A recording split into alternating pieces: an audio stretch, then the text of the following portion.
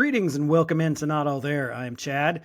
I am your host. This is my podcast, and the episode you're about to listen to is a fantastic one. I had a blast with the guest, Dr. Dice, and we really got into the weeds on some good stuff. A lot of really great recovery conversation, what it's like to deal with emotions, how we don't deal with them, and how that can lead to an entirely blown out substance use existence, drugs and alcohol and emotions. And anyway, we'll get to that in just a second. But before we do, a couple of quick plugs for the podcast. Podcast website is notalltherepod.com. You'll find links to episodes, updates on live events. There's a Substack involved in it. There's all kinds of great information going on there, as well as soberchad.com, which is the website for my sober coaching.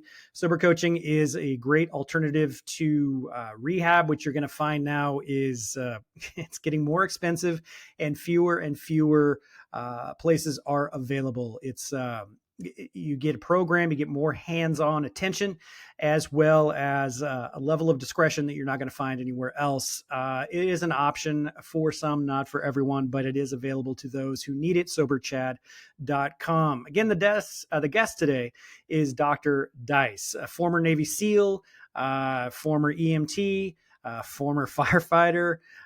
He is a therapist. He is a man of many talents, an author. He's got a book that's coming out in a couple of weeks that we talk about. And we really get into what it was like, what happened, and what it's like now. And I think that you're going to find this very engaging. And hopefully you'll get some information out of it that might help you or someone you know or loved one. If not, you're going to be entertained either way. So grab your popcorn or your coffee or your fizzy water, sit back and get ready and enjoy my conversation with Dr. Dice.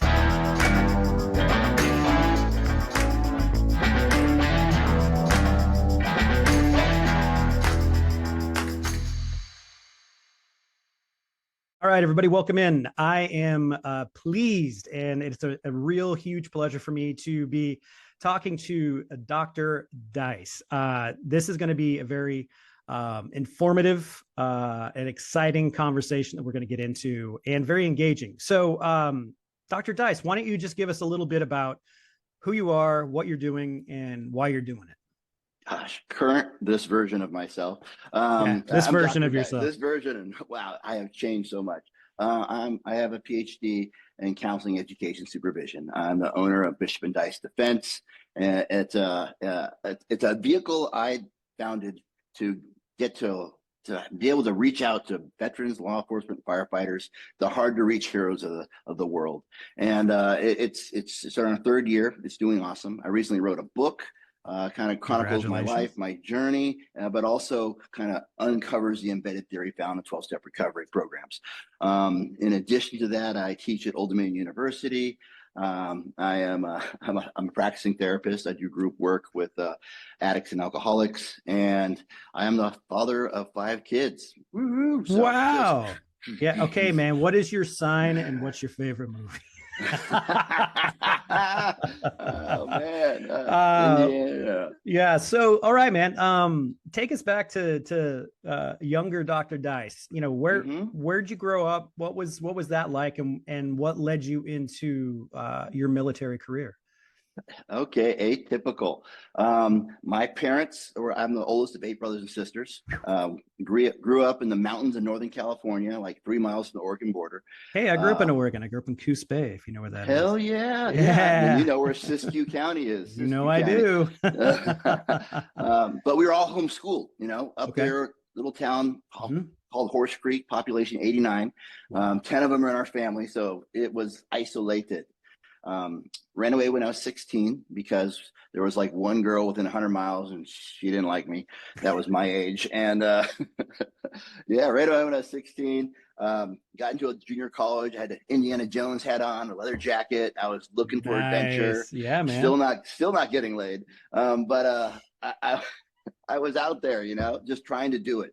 Yeah. I changed my major a million times in this little junior college. I finally got hooked on an EMT class I took that, allowed me to be a hero.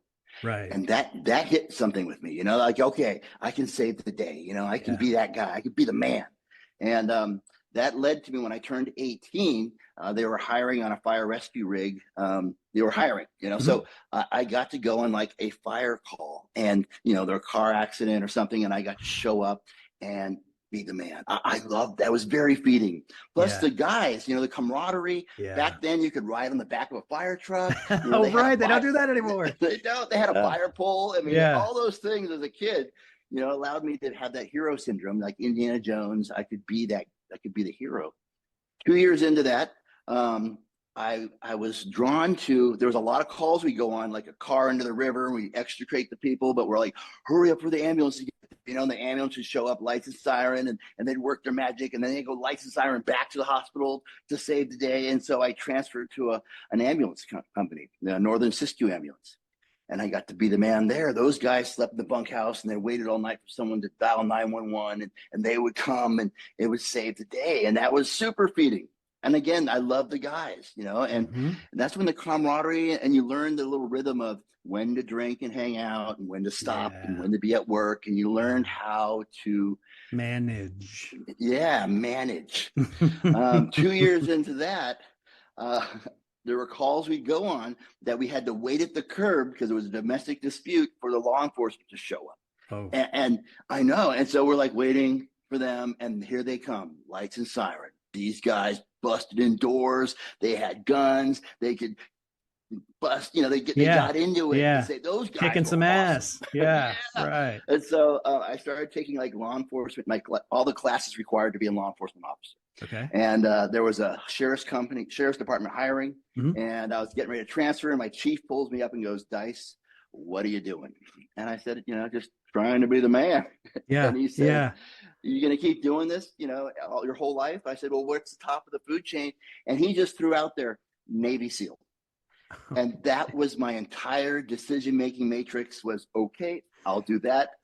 Went down to the recruiter and signed me up on a 6-month delayed enlistment program. So you're the least impulsive person I know so far. I mean, that was it. That's just, dude. You get to the recruiter, you sign up, and away we go. I tell him, I want to be a corpsman on a SEAL team. And he says, not a problem. Sign here. And I ask him, what's an EN?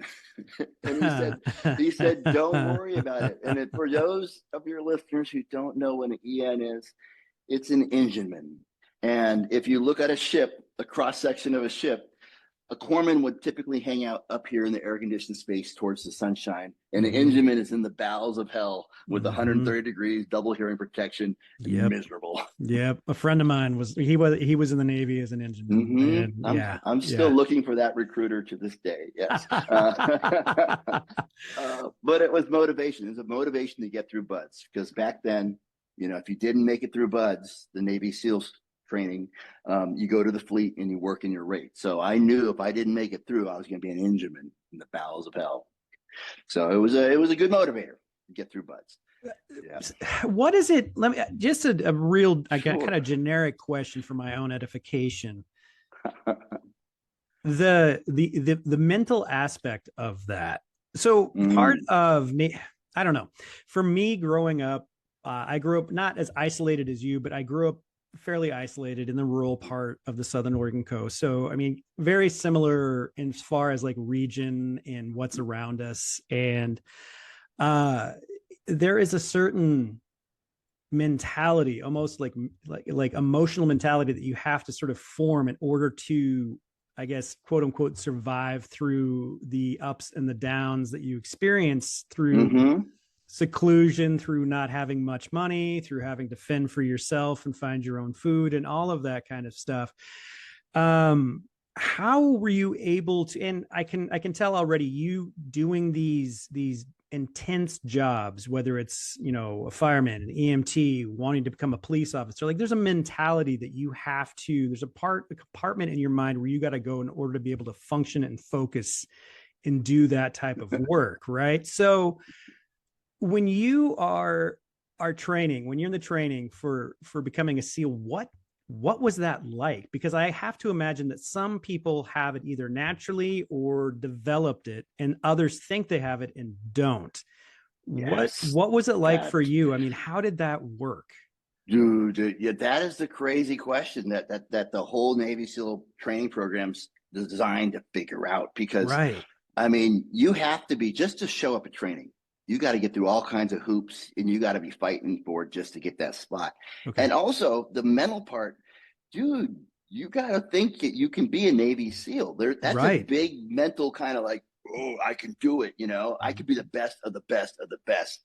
And And when so you there's get there, there's things that you're going to be asked to do that, again, Yeah. you And know, so yeah, you have to overcome all that fear, all that self-doubt. And true, being isolated out in the woods, you get super creative and ingenuitive, kind of building right. tree houses and zip lines, all this Exactly. fun stuff, and overcoming fear, jumping off big rocks. There's a lot of that plays into it, the self-sufficient feeling you get.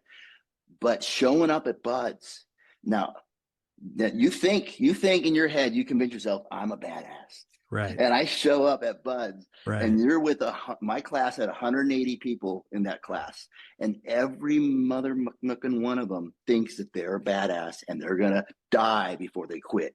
And they look, so many of them look like the quintessential badass. They have the sunglasses, they're fucking jacked. They are just Yeah.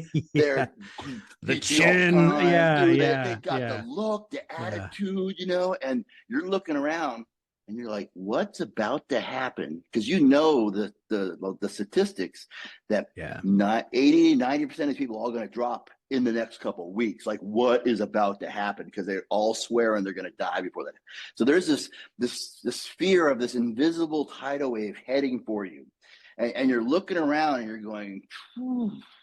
Because you don't, I mean, my comparing my insides to their outsides, it's like, whoa, I'm not that guy. I'm definitely not that guy. There's a lot of this self-doubt already creeping Mhm. in. And so there's a big amount of this mental game already starting before it even starts. So that's just showing up. Let me preface all of this with, there's something cool about the Navy when I joined it. There was this instant bond I had with the Navy, that they had alcohol woven into their history, woven into everything, their Mhm. tradition. I mean, the Navy gave me this utility knife that, if my buddy's having a bad day, bust out a flask. Boom. Boom, instantly. If you get indoctrinated, you're a new guy. Boom, you're buying drinks. You get promoted, you're having drinks. You get demoted, you're going to have drinks. If you lose a buddy in combat, your buddy brings over a bottle and you're going to get through it together. Yeah. It's this one-stop solution for everything. To have in my kit bag, I always carried a flask. It Wow. it was this utility that they gave you as like standard issue, and I mean, it made everything okay. Wow. Okay. So what led to, I mean, did you have, how did you get out of it? Did you just kind of, was your service done, or did you, what led to you leaving? Okay, let's go. I made it through Buds, get to the SEAL teams, Yeah. another brotherhood. Oh my God, I love the camaraderie, the platoon, Yeah. the guys, you get to know each other, just and the hanging out afterwards, all that. I mean, all that I was super drawn to. If it was the guys 1000% over the bullshit of the Navy that just sold the deal, sealed the deal, and I loved it. However, I was a pre 9/11 SEAL. Oh shit. We're not at war. We're Right. doing training ops. Or when we did deploy, we get spin up and nothing happens. And Right. you spin up and nothing happens. And imagine this. Imagine you're a master plumber Okay. and you are the best at what you do at fitting pipes, and you're the best, and you never ever get to see a leak. You never ever get to practice your trade. The frustration and the angst of like, please let me just kill Yeah. something. Yeah. You are just Yeah. like this all the Woo. time. Wired. Come Seriously on. tight, I man. mean, anytime I was out doing anything, I'm just looking for the reason for something to happen. And that's not just in country, that's back out here walking into a bar. Yeah. You're wanting. And so someone like me, one of my vents for that, besides drinking, is to get into mischief. You ever go to a concert and you see some fool climbing up there in the rafters, up in the speakers and shit? That That was was me. you. That was me. I would get up there and I'd cut the tops off chem lights and I'd throw them so they'd sprinkle stardust and everybody, and I'd be Oh awesome. my It would be God. awesome. I was the mischief maker. I was the guy like, hey guys, follow me, and I'd pull open a manhole cover and we'd go down and exploring the underworld. I Oh mean, shit. it was, and then we'd go on deployments, and I'd go out there and I mean, I'll share this. You got to share one war You got, story. well, why not? Yeah. One, um, one of my buddies is there. His name was Poof. He hated the call sign. I say, hey, let's go for a run. And we were doing tunnel warfare training on the Rock of Gibraltar on the southern tip of Spain. Yeah. Jesus. Yeah, I know. Jesus. So it's awesome training. Yeah. And I say, hey, Poof, let's go for a run. So we go for a run and we run this trail all the way up to the top of the rock. And we get up there and there's this huge British flag. And for those of you who don't know the history of that geography, there's Spain, and the most valuable military point on the whole continent is this Rock of Gibraltar that controls the Strait of Gibraltar, and it's owned and occupied by the British. So Spain hates this, and the British are proudly raising their flag. Yeah, because it's the entrance into the Mediterranean. Yeah. It controls everything. It's the most strategic piece of the property in the world.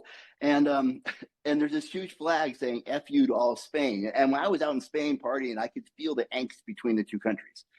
So here I am on my little run. I get to the top and I see this flag, and I have this brilliant idea. I say, "Poof, cover me." And he's like, "What?" And I whip out my spider kill and I start pulling down the flag. And as the flag comes down, it looks real small. It starts getting bigger and bigger. Is it just huge? Oh, shit. I mean, it was pretty freaking big. Yeah. But as soon as it gets like halfway, I can hear burp, burp, burp, this alarm, and I can see down there at the base of the rock, this QRF, this quick reaction force being deployed up the road, like all these lights and sirens. Oh, and my I God. Ball up the flag and I tuck it under my running shirt and I go, "Soup, run!" We start bombing down the side of the rock like this. It's a serpentine road, but we're going straight down. Oh my God. And we wave down this minivan who's heading down. Like, "Hey, stop!" And said, "Hey, we're late for a meeting. Can you give us a ride to the bottom, mate?" And he says, "Jump in." We jump in this minivan and we tell him we're tired, so we lay on the floor. And as we're going down the hill, we can see the emergency vehicle going by, and he gets us out the gate at the bottom of the compound, and we say, "Thank you." And Thanks, I have this big belly under my shirt, and we run in, and I stash it. I stash it in all my gear. And then Poop and I are sitting there pretending we're cleaning our weapons. And my chief walks by, and they are like literally searching the base. They're searching the compound. They're spreading out. Fuck. And my chief looks at us and goes, "I don't know what's going on, but I know you two have something to do with this."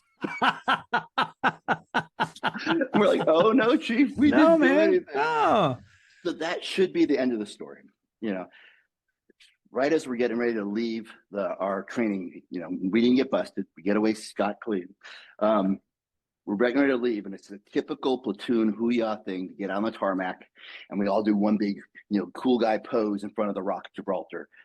And so we're sitting there, the camera guy's there, and he's getting ready, and Soup and I go to the back, and we open a kit bag, and behind all our head shed and all our platoon, we open the flag up behind them, and they click the shot, and then we put it away.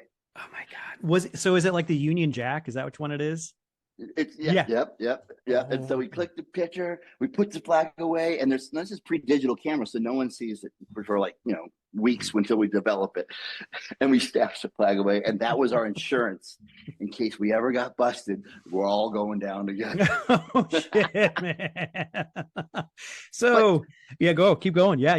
That's the that's the craziness that comes with someone who's an alcoholic. But you don't even. I was just gonna say, because that is a perfect microcosm of what being an alcoholic is like. And you will do anything you can to get that fix, man. And you know what? I don't care who I take down with me. Fuck it. It's worth it. My focus is so narrow. Yeah. I'm not big picture at all. That would have gotten our SEAL team banned from the training facility forever. That would have gotten us in so much trouble, but I wasn't thinking of that. Fuck I was no. thinking about let's Y- try. So okay, so how old were you then when you got out of the Navy? Okay, Out yeah. of So active Navy. yeah. So like I said, pre 9/11, my reenlistment's coming up, and I am, let's just say, I'm drinking more and more and more. Okay. Yeah. I'm dabbling in coke on the weekends, Woo. so I can drink more, and I'm having the little ecstasy fun on the dances because all of a sudden ecstasy is a thing, Oh boy, and wasn't it? oh Yeah, my that was gosh, mine. yes, Yeah, like booze, coke, and ecstasy. Yes, gosh, that was my. I yes, loved that it. was a secret potion back It then. really Yeah, was. yeah, I don't yeah. know how we're not dead. I know. So But yeah. all that's going on, and I feel literally like I'm a time bomb. I'm doing Mm, these crazy little escapades. I'm dodging drug tests. I'm still a hard charger. I had a good rep in the teams, but this little voice in my head saying, something's going to happen. I'm just smart enough to realize that this isn't going to go well for me. So my enlistment comes up, and I choose to get out. Before all the fireworks goes off, I get out of the military, and dude, Chad, I had been, a firefighter, paramedic, Navy SEAL. All of those are like kind of constraints for you. They give you some yeah. structure in your life. Yes. When I got out of the military, you took this cage off of this animal who's highly trained, highly motivated, thinks he can do anything, and go, you can now do whatever you want. No accountability. No one knows where None. you're at. No one knows. No one cares what you do. It was a recipe for like an A bomb going off in the city. Oh Yes. shit. So Oh what shit. part of the so where were you at this time? Uh, Where the location? I am now stationed in Virginia Beach. I Okay. was attached to SEAL Team 2. Shout out to the boys down there, man. You guys rock. And I get, released into the wild. And it's funny that it's funny that the things that served me so well in my life, that drive to not quit, the drive to explore, the drive to keep going, the drive to push it, those work in the world of drugs and alcohol just as well. There's more Yep. things to try. You can keep going harder. You can, Hmm. you're There only was gonna lose if you always the stop. next level. There was Yes, there's always something always the there. Hey, next try this. level. Hey, try this. Oh Yeah. my gosh, yes. So that was going on. Needless to say, that gets expensive. It takes its toll. Yes, it does. It does. There was also this whole thing called 9/11. All of a sudden happened. And I'm literally at home, going, they're going to recall me. I'm Yeah. like getting ready. This is it. They're going to recall me. And they didn't recall us, so I was surprised. And so I questioned, should I re-enlist? Some of my buddies are going back in. But I had this nice habit going, and I was like, I Mm. don't want to really stop partying. So I had this pull of, do I want to be a team guy, or do That's addiction had me? intense, right? Because Yeah. you think about, whether it's a common menial task, like, well, if I do that, it's going to get in the way of my drinking, right? Whatever that Yes. might be. And you have this call for duty, right? And you're like, well, I could Yes. do that for my country and Dude. my Oh, boys, but it's gonna fuck up yeah. my drinking and my drugging. Like I that know. that is what addiction will do to you. Like, It will influence in your right. My life path is beginning to be shaped by my addiction. yeah, yeah. Yeah. Wow. So Wow. okay, there you are now. What do you do? What do you Yeah, do with what do my you do, skill set? man? What are you gonna It, do? well, they had this thing called a contractor, Yes, they a did. mercenary, a gun for hire, and they say Okay. you're a former Navy SEAL. We can use you. We're going to pay you $1,000 a day. And we have little contracts, like little 3-monthers that we can send you on. And I did like the Karzai detail where I was President Karzai's bodyguard for a while. And, I went to Afghanistan, I went to Iraq. But these little short contracts were perfect for a drug addict. I Yeah. can, boom, I could go over there, make a shit ton of money, come back, party my ass off, and then take another one, make a shit ton of money. And this pattern, it was the self-destructive dark years. I mean, it really was. Not only was I angry about 9/11, and this Yeah. was a good place to vent, Yeah. but you gave me way too much power over Mhm. there. Remember the Blackwater era when all Yeah. those Oh Blackwater yeah. people got in trouble? Yeah. Now, I'm not going to say that was me, but I will say I was part of that era. Yeah, I Yeah. was over there. I was a different company, and we were doing shit you may or may not have done. And Right. Well, yeah. I yes, mean, yeah. when you said contractor and I knew the era, I knew exactly you weren't going over there to Hmm. build roads. No, No, no. no. It was a dark phase of my life, and it was just, and I was beginning to feel, coming back to the States, this uneasy. I couldn't sit still at stoplights because I thought the car next to me was going to detonate. I was feeling these PTSD effects, which made me just have to pop pills or drink something to drive, or Yeah. just to be in the Right. States. Right.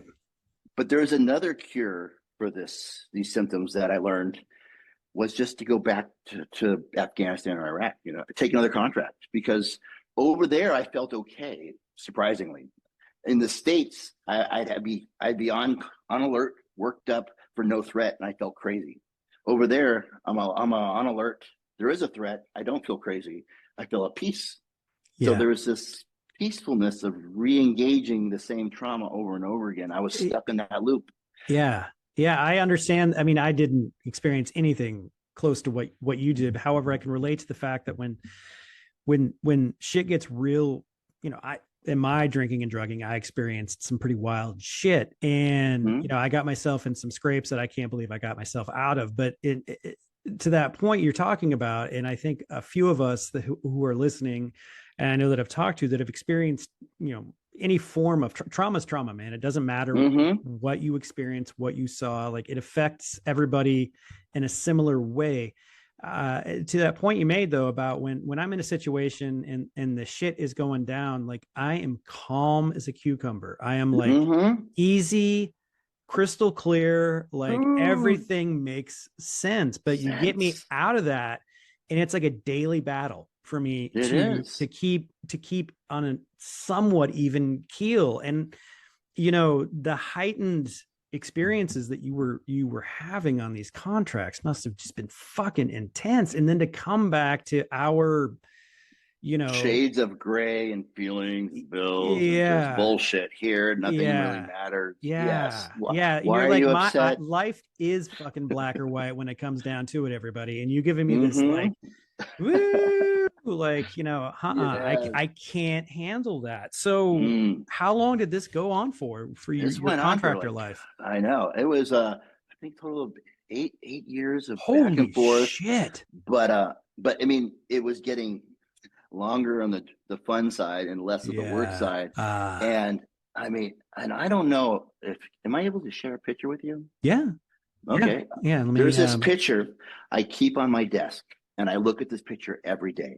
And this picture was taken 2 weeks before I hit what you call our bottom. Mhm. Um, and here I'm sharing it now. Um, Whoa, that's you? that's me. I weighed 130 pounds. Fuck. At this point, my drug use had progressed to crystal meth, and I was on a crystal meth addict for years and years and years. And I switched for financial reasons. It was cheaper than cocaine. Yeah. Right. Yes. Right.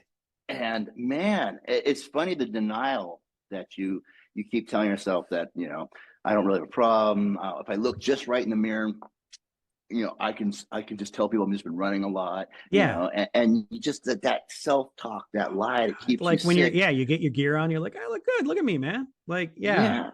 Yeah. Yeah. And remember I talked about that same drive that kind of kept me, it served me so well in my life to get to accomplish stuff Yes. that Yes. also worked against me in drug use. Well, when I was starting to self-destruct, that ability not to quit kept me going and going. I'm not going to stop. I can figure this out. I Dude, know I can figure this out. And that just kept me in it so much longer than I needed. that look in your Ooh, face, that look in your eyes, like I know that is a sad and fucking beat down, scared man right there. That is a ooh, person that is yes. fucking hating Hating. themselves.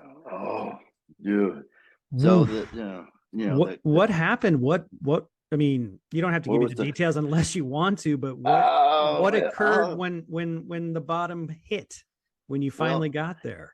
remember that, at this point I've been turned down from contracts. The guy, they looked Yeah. at me and they said, "Yeah, Dice, get your DAC together," and Yeah. that just pissed me off more. Remember that H1N1, the swine flu pandemic? I do. Yeah, our first, Our baby first, pandemic. yeah. Yeah. Yeah. Well, that was going on, and I was on a 3-day bender. And at this point, I'd gotten myself married, and I had a little 2-year-old at home. and I get this phone call. Now, mind you, I haven't been asleep in 3 days, and I'm all twacked out of my mind.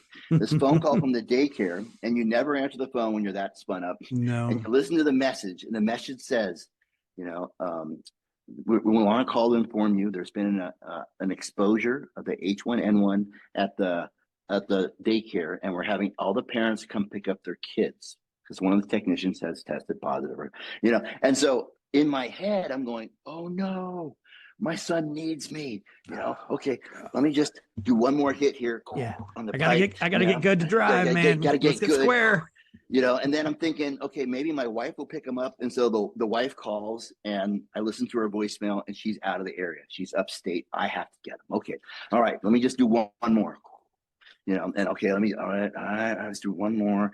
And the daycare's calling, and the wife is calling, and the mother-in-law's calling, and the Dave's calling, and all these phone calls are coming in. I'm trying to get there. My son needs me. I have to go. And for 3 hours, Chad, I was trying to get out of that room. I mean, I was trying. I mean, I'm talking tears coming down my eyes. I gotta get.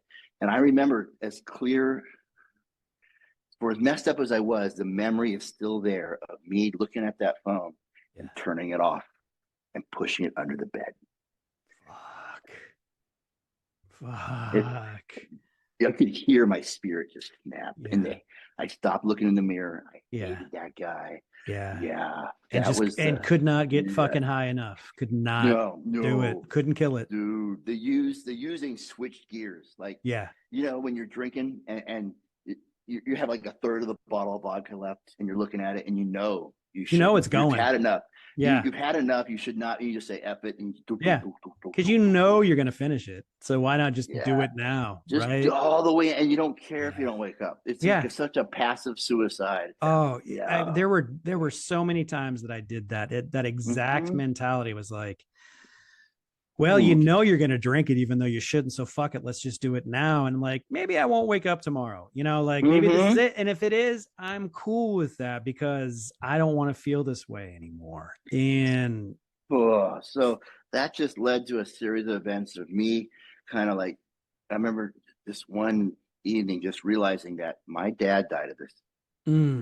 I am going to die from this disease, and my son is going to die of this disease. And it was that little thought, that was a little piece of me getting up. And we were going to the kitchen of this house. It wasn't my house, but every house back then had one of these. And if you look hard enough in the kitchen, you would find this, 3-inch thick thing called the Yellow Pages. And that was our internet back then. Yeah, it was. And it was also home defense.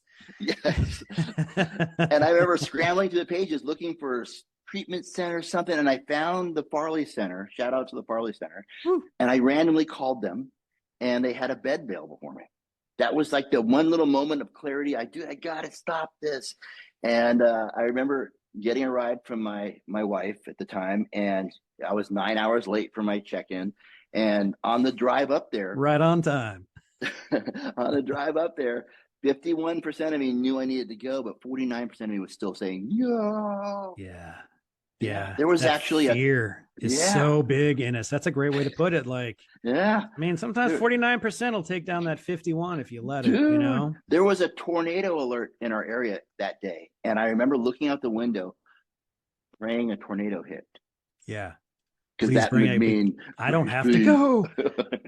Please bring some chaos. Yeah, that's another perfect thing. Like, well, maybe an earthquake will happen today, and maybe I lived in Portland for years. Like, maybe Mount Hood will explode today, and buy me some chaos. Buy me, and I can just going on, and then I can live how I want to live because shit hit the fan, man.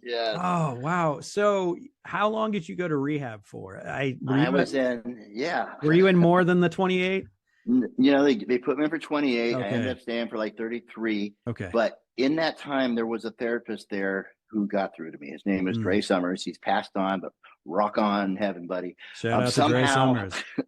Somehow something clicked in me. Yeah. There was an intersection between me wanting it and there being help. That's that magic point that we have to intersect with, And I was there. He got through to me, and there was a little spot I would sit on, like day 3 of my treatment. I remember looking out the window, and up until that point, Dre sounded like Charlie Brown's parents, like wah, wah, wah, wah, wah, wah, wah. Yeah, of course. And there was this sense of me, well, maybe this shit will work. Maybe, it was a Yeah. 12-step based rehab, and I didn't like 12-steppers, but there was just this maybe this will work.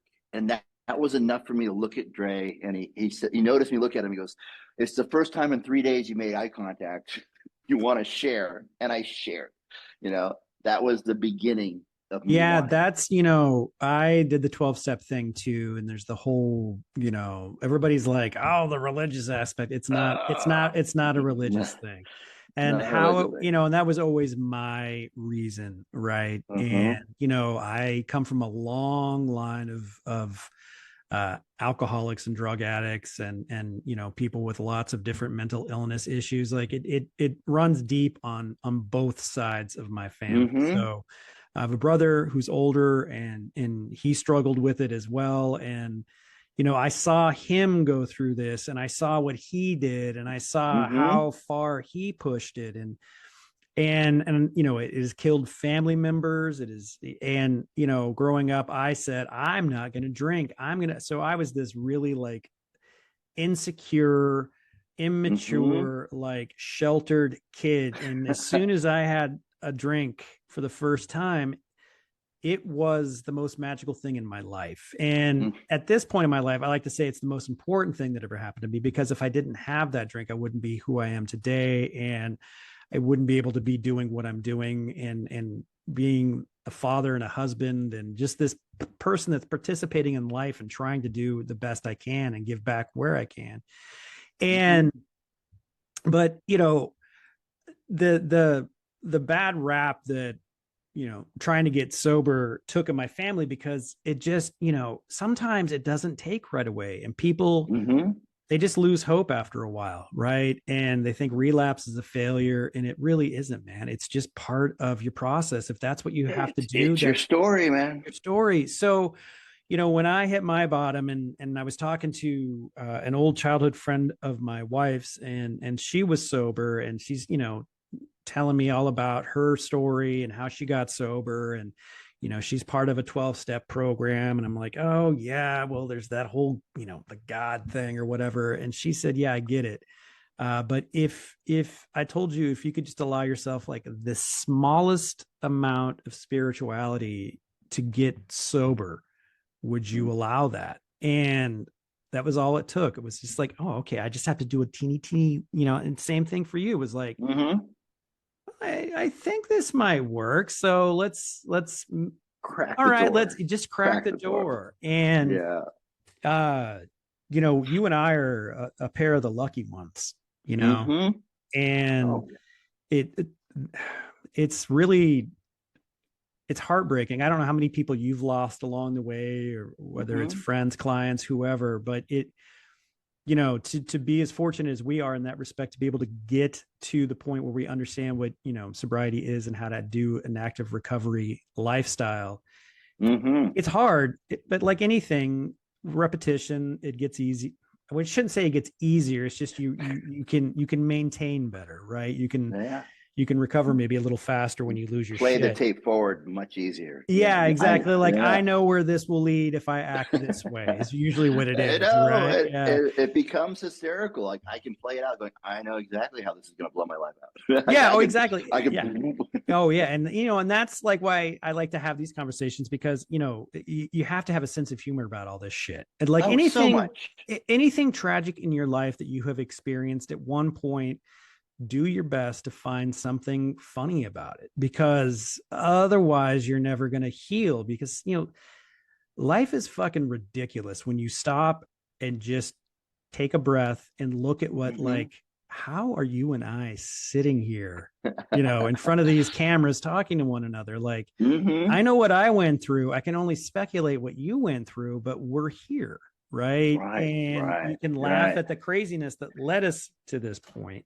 There's a thing that this fear that I'm never going to have freaking fun again.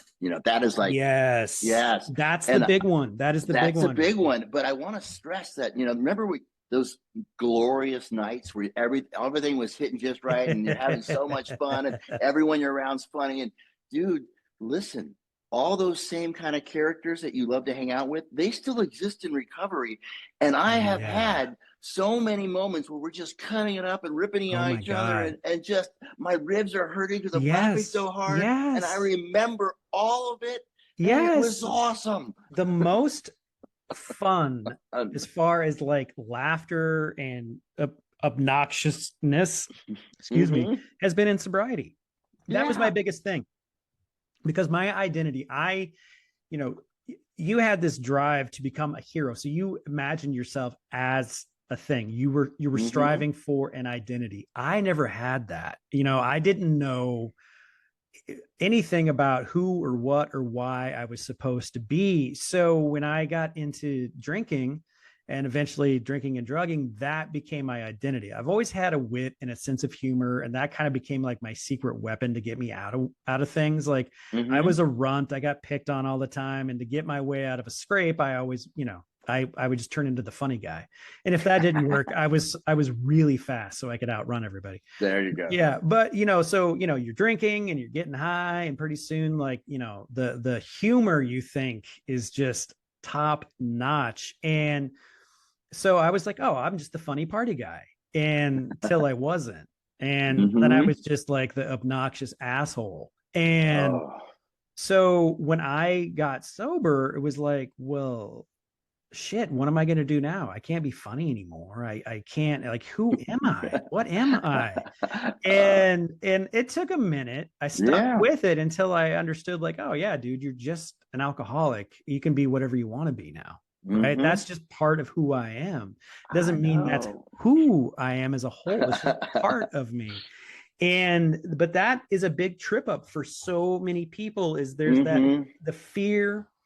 And what is the acronym? I think you probably heard it too, like fear, fuck, emotions are real, right? Yeah. Yes. And Yes. and that's a big part of it. So you mentioned, like, okay, so you have a PhD, you are Yes. you are a therapist. So obviously you had to unpack some shit. So I I imagine the did. emotions probably hit you fairly hard. And what kept you going through that? I think that this would be an important aspect for people to hear, is because we've numbed ourselves for so long, whether it's Mm-hmm. through like a denial of traumas or whatever we had to do to survive through certain aspects of our youth. Typically, yeah, you can always look back to like how you were brought up. Doesn't mean the people that brought you up, but just the environment that you were in. You had to find a way to navigate that. Whether you had Mm-hmm. everything you could want or nothing, still you had to find a way to navigate that.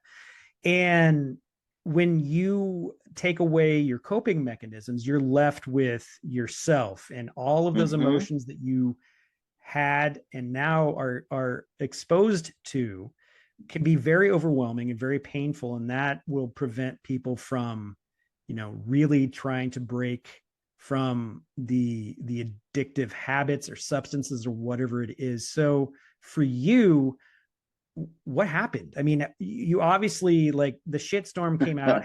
How did you Blew get up through it? Oh, everything. I mean, The it fucking had to marriage, the be gnar. family, the Yeah, kids, right. all of it. Everything. Yeah. And that's Everything another goes. thing. Like, that shit can happen in sobriety too. Like, Mm-hmm. just because you Mm-hmm. got sober doesn't mean No, you're you sober up Superman. with You you take a sober up, drunken you horse have a thief. fucking Yeah. mess to clean up, and chances are it's going to be bigger than Yes. you expected to. So how did you Yeah. get Yeah. through that?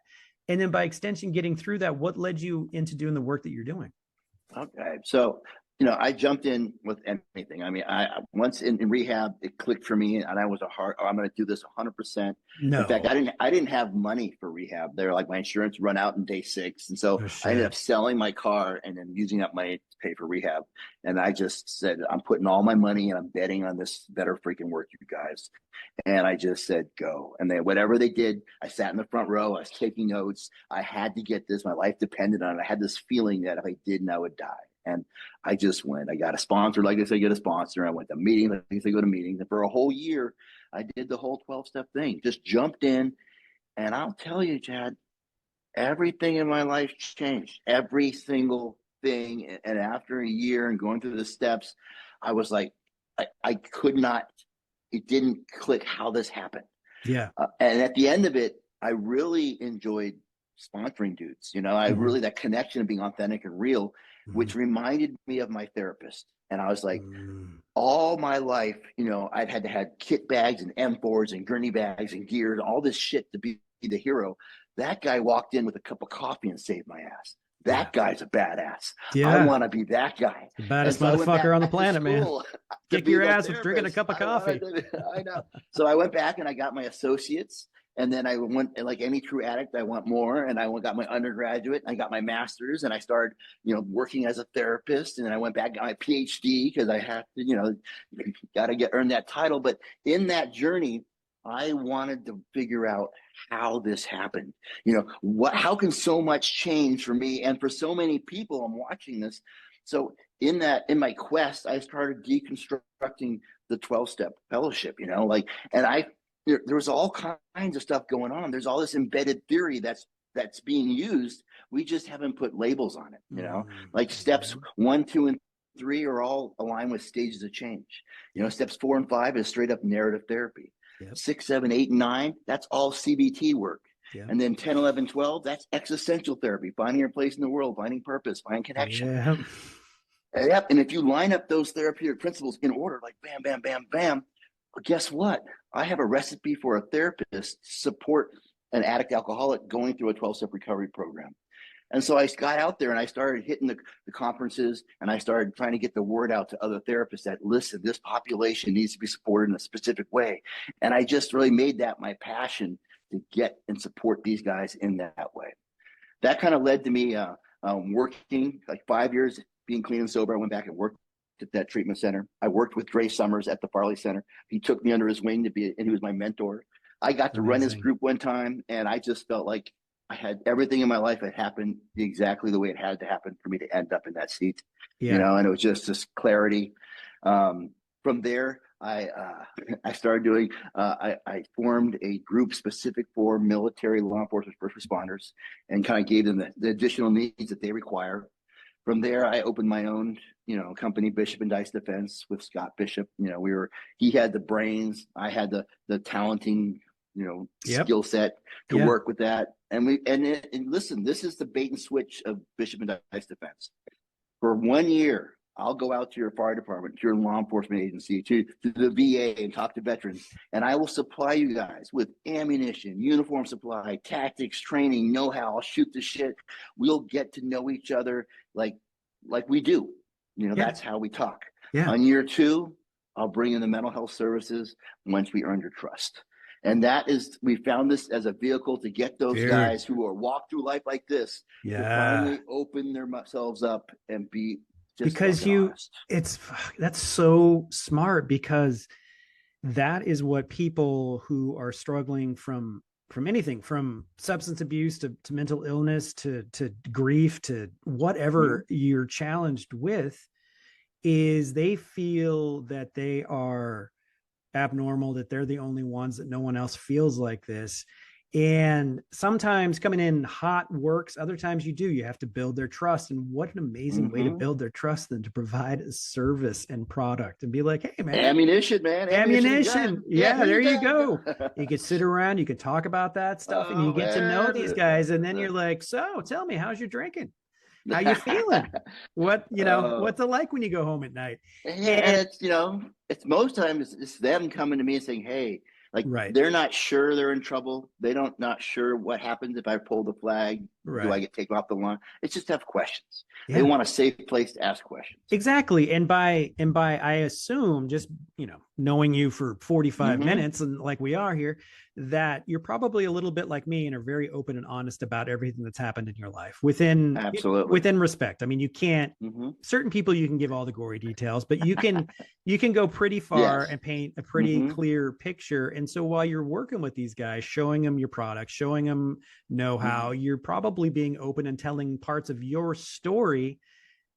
One, because it helps you to get it out. That's why I like to tell the stories that I tell, because I have to remind myself, I have to hear myself say the words, not just feel them or think them, but say them out loud.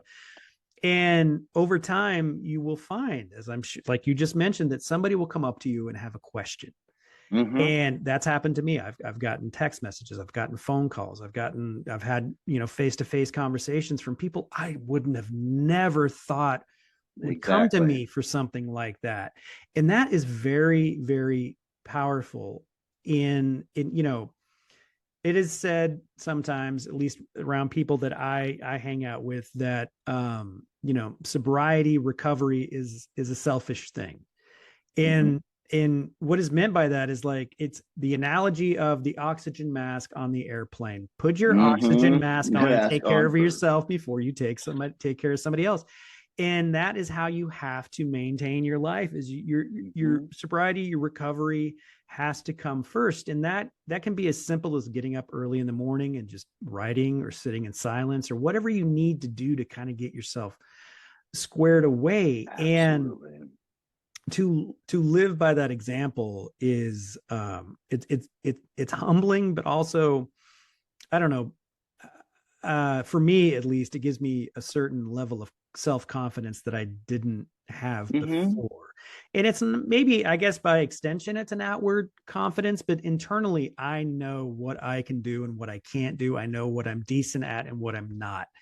Mm-hmm. And that may come with maturity and age as well. But I find that depending on how old a person is and how much recovery time they have, you're going to find that is the truth in them too. And having Yeah. that internal self-confidence is very powerful. And so you getting out, doing the work that you're doing, and even if you're saying something or not saying something, just the way you have this, like, going back to that picture you showed, man, that was powerful. Yeah. Like, I could tell Oh that was you, shit. but looking That at was that me. It face was a and different, yeah, looking it was at a those eyes different. and then looking at your eyes now, man, look at that Mm. face, and then look at, who you are now. And that speaks volumes. That is what recovery really is like. It's a whole bunch of great things, exterior in your life, whether it's materialistic or whatever. But when you look Mm-hmm. at what was going on in that face and those eyes, and now you look at the person you are now, like, that is the power of it. That's what if you do the work, you can find some of that too. So kudos to Oh you, man. man. This Oh is man, dude. great. And the thing about us sharing our stories, putting it out there, being real. I heard this quote from Steven Spielberg. He says, "You can argue statistics all day long. You can throw out Yeah. facts, figures, numbers, and no one will change ever.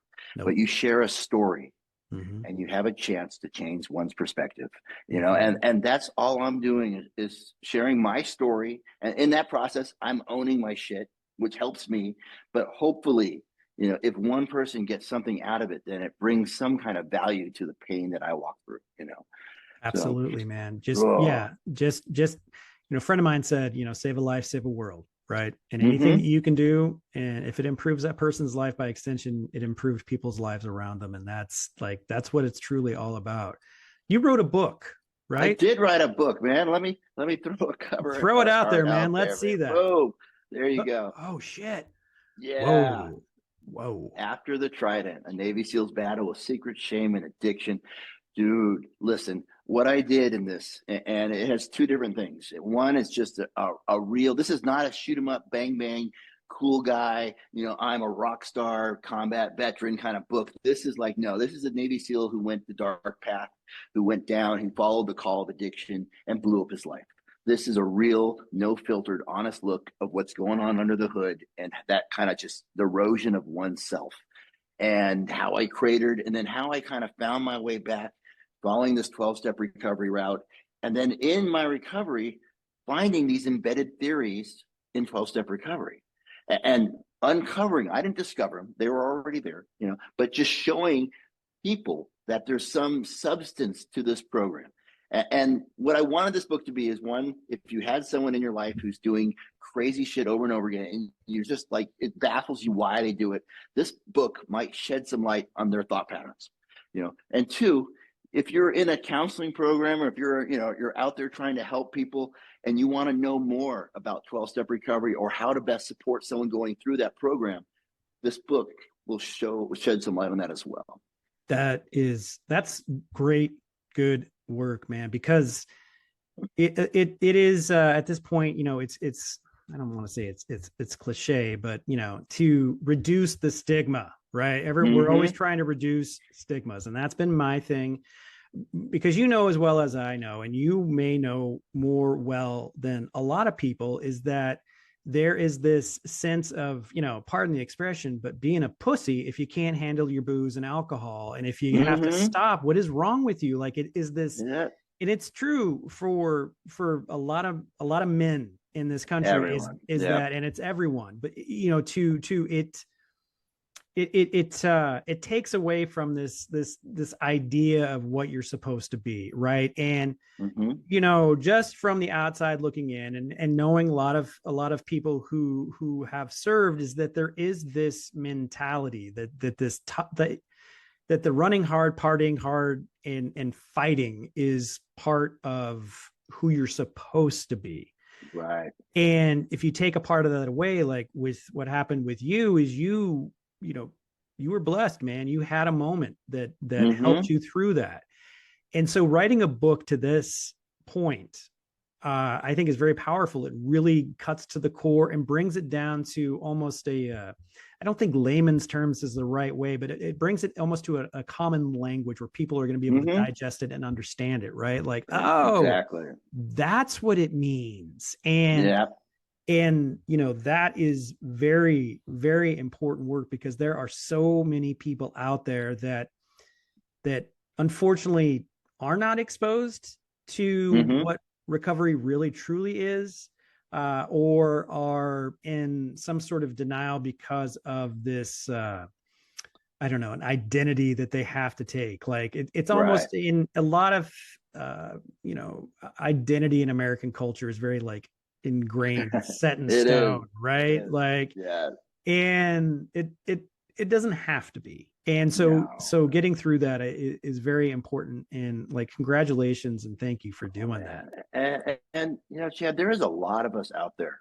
I mean, Yeah, far more than we realize. It's like a secret club that's huge. right. That's the other thing. It's like, it is a secret club, and I get the part of why people want to keep it a secret club, but also, god damn it, there are Dude, way all half way of too many Hollywood. people, yeah, way too Yeah. many people out there that are suffering, that Uh-huh. they don't know what to do. And Dude. Yeah. we got to kind of reframe things a I little think so. bit. um I think if you broaden the description of addiction to include, workaholic, exerciseaholic, all Absolutely. these other behaviors, Absolutely. you would realize that it's not 10% of the population. It's more like No. 50% of the population. Yeah, I mean, if you do want to Yes. look at a statistic, that's the one you look at. Like, remove, Yeah. okay, like, yeah, sure, there's a huge chunk of people who have a substance use disorder. That's what we Disorder. refer to it now, an Yes. alcoholic or Yeah. drug addict.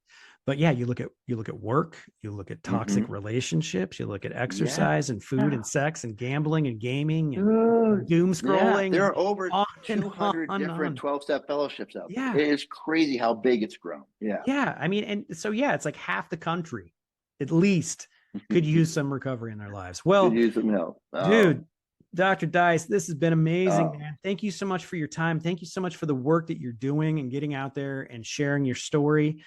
Before we step out of here, give Mm-hmm. us some information on where people can find you and contact you. All right, listen. All right, the book just dropped now. In fact, you guys were the first one to see our cover art. Oh shit! The book, I Yes, know, yes. yes. Woo! um, the book goes on sale in a couple weeks. You can find the link at www.drdicebook.com. That's Okay. www.drdicebook.com. You can follow me on social media. Search Dr. Dice on any platform. Boom, logins, follow. I have all kinds of cool shit I'm dropping pretty regularly. So looking forward to Excellent. seeing you guys. Thank you so much. I'll put all that stuff in the show notes. And Yes. dude, thank you so much again for this. This has been Awesome, man. fantastic. All Cool right. beans. All right. You take care, man.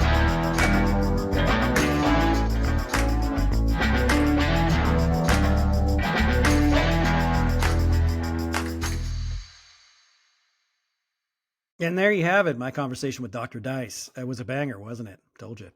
I will have information on his socials, his website, where you can find his book that's coming out.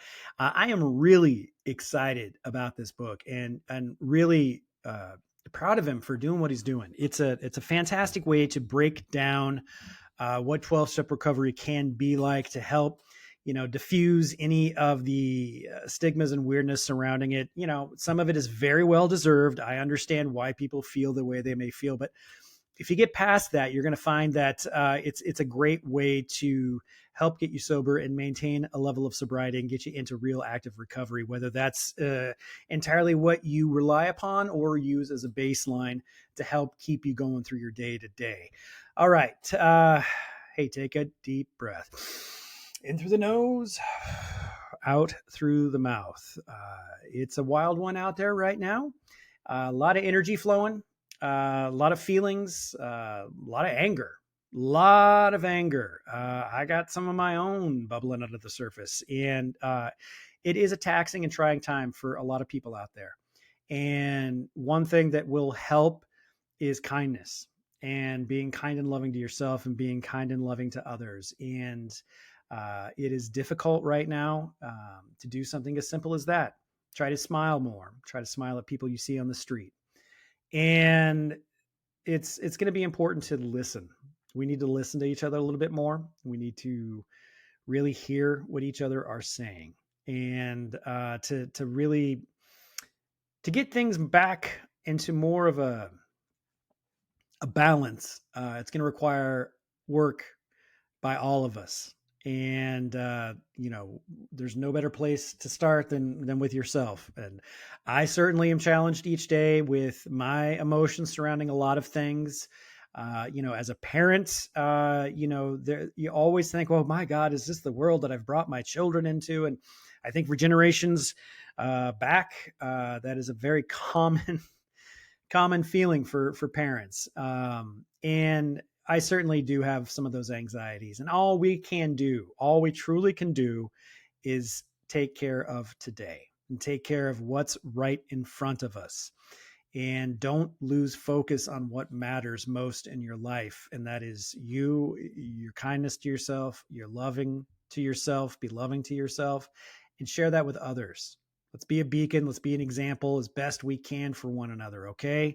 All right. I am going to go have another cup of coffee. Not that I need it, but I want it.